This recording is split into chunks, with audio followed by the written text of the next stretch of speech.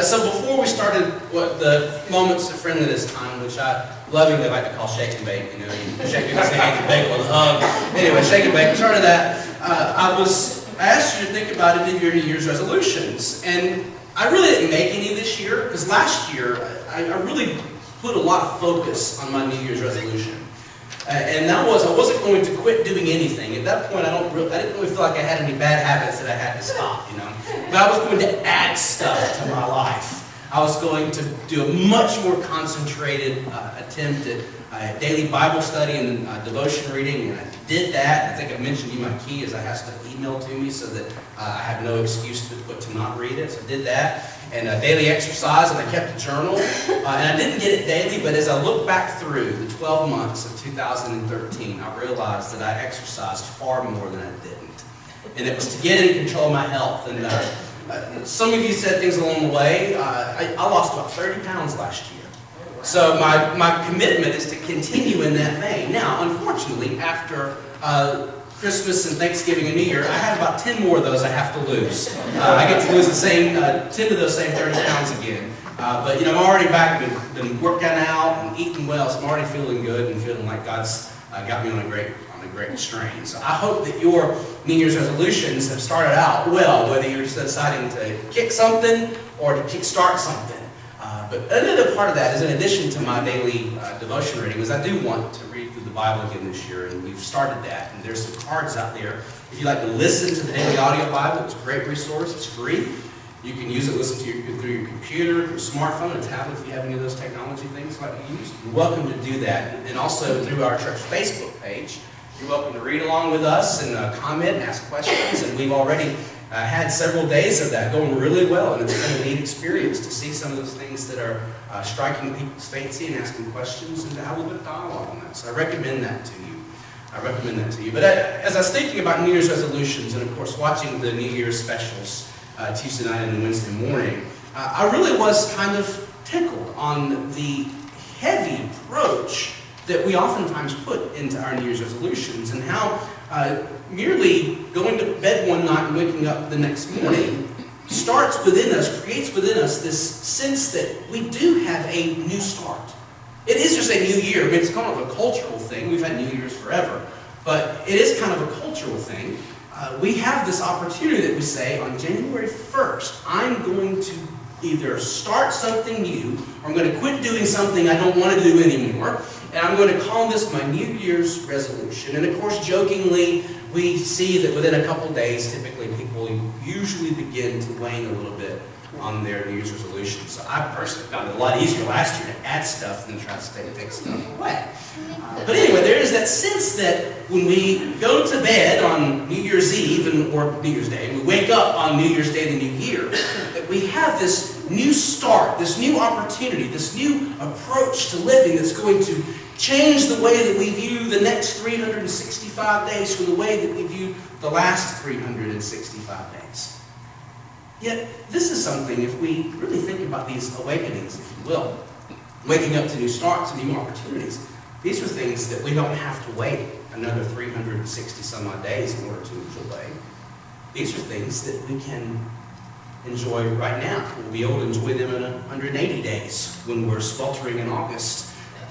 We'll be able to think about these types of things. These awakenings that say a new start, a new opportunity has arrived. But now I want us to think back. We've poked a little bit of fun at New Year's resolutions. But I want us to think back to the mindset that you might have been in. It's, say, 10 o'clock on Tuesday evening. The New Year hasn't arrived yet. You have this expectation, you have this mindset that come tomorrow, I'm going to start doing something differently. I'm going to add something to my daily living pattern.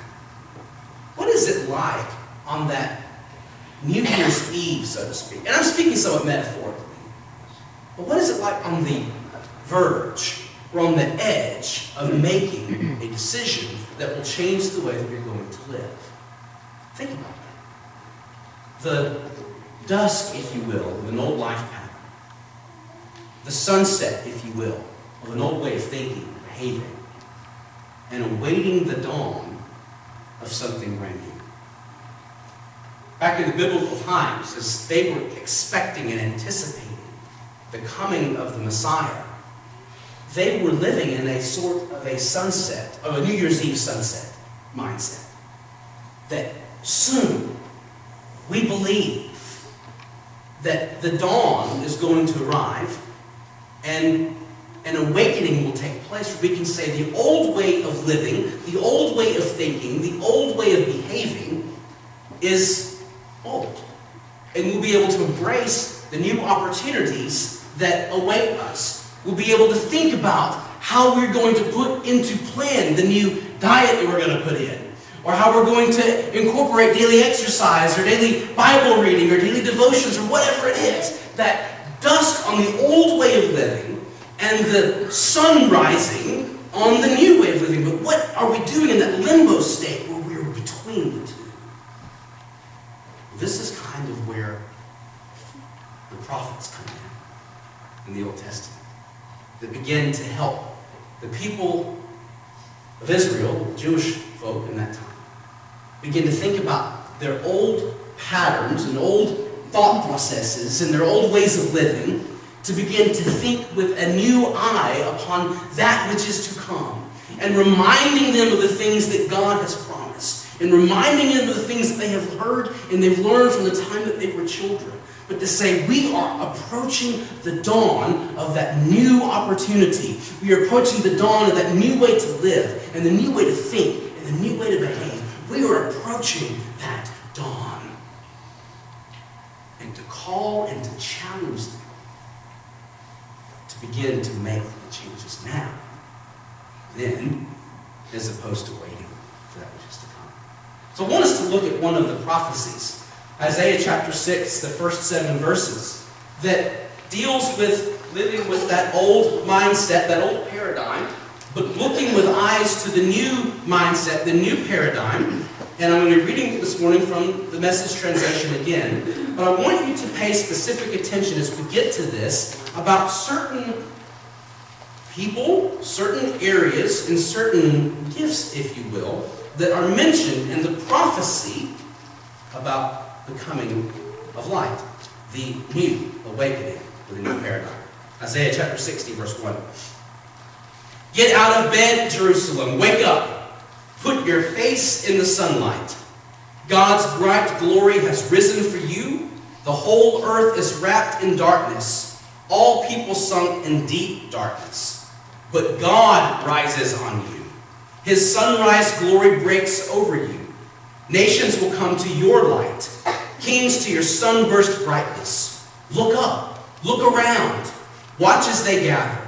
Watch as they approach you. Your sons coming from great distances. Your daughters carried by their nannies. When you see them coming, you'll smile big smiles. Your heart will swell and yes, burst. All of those people returning by sea for the reunion. A rich harvest of exiles gathered in from the nations. And the streams of camel caravans as far as the eye can see. Young camels and nomads in Midian and Ephah, pouring in from south of Sheba, loaded with gold and frankincense, preaching praises of God. And yes, a great roundup of flocks from the nomads of Kedar and Nebaioth, welcome gifts of worship at my altar as I bathe my glorious temple in splendor. The word of God for the people of God. Thanks be to God. Hundreds of years before the Epiphany, we get this prophecy about a new light dawning and people being called to awaken into the reality that they have been expecting and waiting for centuries, if not millennia. The dawning of that new time when we are to believe that all will be set right and set forth. The dawning of that new paradigm, that new awakening that says the time has come. Sunlight, glory, being bathed in the temple with splendor, radiating from Jerusalem outward, out into all of the world. The presence of God, the splendor and glory that is now present and available for everybody. There are allusions and connections with several different things here. I'm going to start with our Advent, kind of back up real quickly. Now, of course, in Advent, on Christmas Eve, we talked about how God broke out into the darkness and the glory of God shone around first who? Shepherds. The shepherds, that's right. The glory first rose and shone around the shepherds. And then the angels proclaiming, glory to God in the highest, peace on earth, goodwill toward all.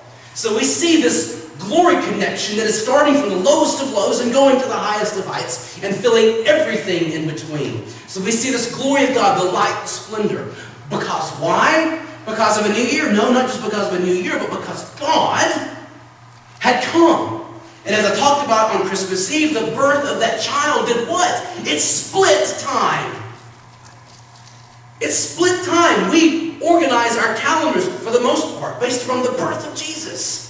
The new dawning, the new awakening of the new reality of God's presence with people.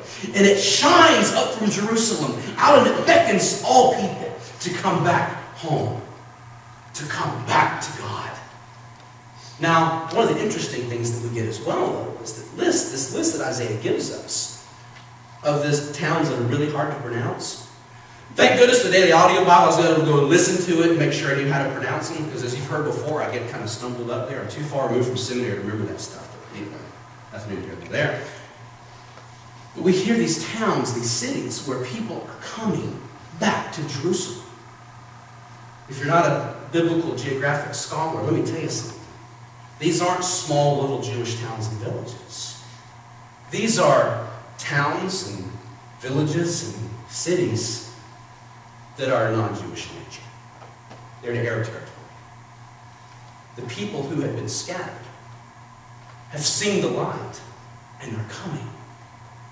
And they're coming carrying their sons and holding their daughters on their hips. And they're coming in ships, and they're coming on caravans. They're coming from land, and they're coming from sea. And as we read further into Isaiah, he even gives this image of people in clouds coming, which again, as I love to point out, talks about people who were past, present, and future, all being beckoned to Jerusalem. Because why? Because the light is shining forth from there. And even these people that are coming from these Arab towns are bringing gifts like gold and frankincense even to come and be a part of the light of the world that is shining forth from Jerusalem. Like moths to the flame. People see the light and are being called to it. This is exactly what Isaiah prophesied about in chapter 9. We read that on Christmas Eve. Well, there he did. For the people in darkness have seen a great light. Yet they come, for unto us a child is born, a Savior is born. We can go even further back than that. The way that Isaiah talks about darkness and the light being on God's chosen people actually has allusions to the Exodus journey. And before that even, while they're still in Egypt, and God brings the 10 plagues. The ninth of which being what? Darkness. I heard it. Darkness, right, Floyd? The ninth plague being darkness. While light still shone to God's people, the rest of the world was in darkness. So Isaiah gives us this allusion back to the Exodus, or the pre-Exodus, if you will. When darkness fell upon the rest of the world and light came and shone in God's people, in God's presence. It even goes back farther than that. Into creation. You ready for something neat? Light. What's the first thing that God called into existence? Light. God says, let there be light. And there was. There was light. It was day and night, the first day. But think about this. Does anyone know what day God created the sun and the moon and the stars? No. 7 days later. God says, let there be light. There was light, yet the sun and the moon and the stars, the things by which we associate with sources of light in our world, were not created for several days. Yet there was light, there was night, there was day, there was light, there was darkness. It was present, it was there. The first day before the sun, before the moon, before the stars, there was light in our world.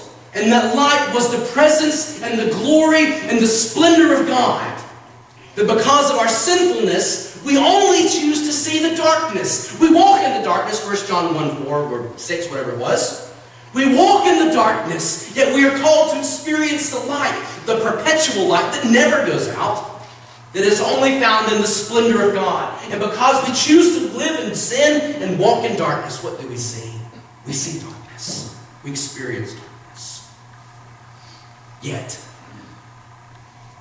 on the very first Christmas, as the star shines and the angel breaks into our darkness, saying glory of the earth, the glory of God to the earth, starting with the lowest of lows to the highest of heights. The light of the world has come. God is the source of light. Everything that we see merely reflects that source of light that God gives us through the glory of His presence and the glory of His splendor. Everything that we see is a reflection of the glory of God. Jesus said, as He is in the world, He is the light of the world. But He also says in Matthew 5:16 that you are to be the light of the world. Not for our own sake, not for our own source of light, but for the fact that our light can reflect that image of the glory and the splendor of God that beckons people from all over to come and be a part of God's holy family. From the dark and the sinfulness that you read about in Genesis, we're working through right now for those who are reading through the Bible,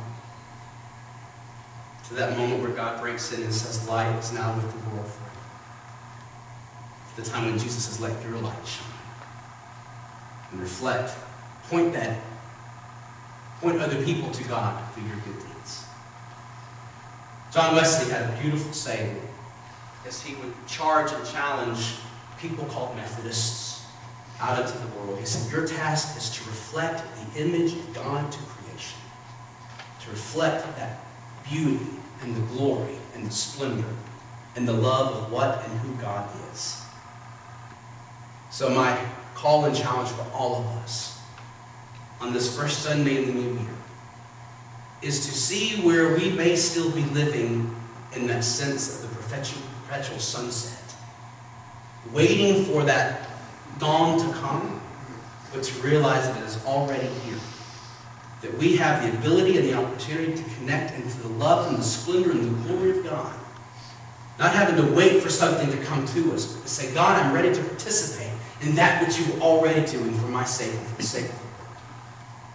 To awaken to this new idea, this new paradigm, that we don't have to wait on something else to come to begin to make a difference in the world, but that we can, through our love and reflecting God's image to creation around us, we can help other people see just how good and how beautiful God is. We don't have to wait, my friends, for the work has been done. The light is shining in the world, and it's made available for you and for me. Will this change the way that you approach 2014? I pray that it does. I pray that in a few moments when we come to the altar and we kneel about here, that you might have and take the opportunity to say, God, I've been waiting on X, Y, or Z to happen. But I'm ready now, realizing that as I come forward, you were already here waiting on me. And I have the ability and the opportunity to engage in a new way of thinking, in a new way of living. I'm not going to wait on some other sunrise that I decide for myself. I'm going to embrace the fact that you are ready and here for me now.